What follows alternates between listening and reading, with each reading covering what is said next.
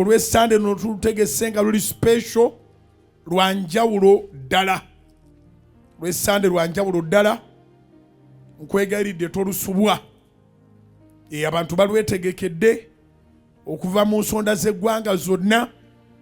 Naffe tumaze okweteekateeka tugenda maaso n'okusaba Katonda kibere kya njawulo buli ajja asisinkane Katonda.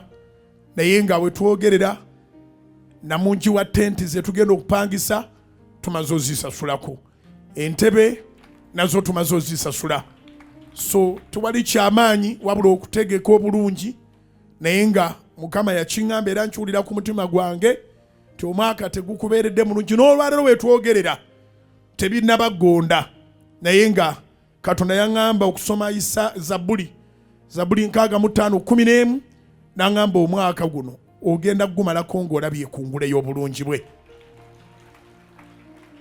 Era ekisibo kye tutandika ku Sande, tukitandika ku Sande, era lwe tugenda okwanointinga namungi w'omuntu tukitandika ng'omulamwa omwaka Katonda agutikke engule y'obulungi mu bulamu bwaffe. Yesaala yaffe mwaka gwaffe Mukama aguteekeko engule ey'obulungi bwe.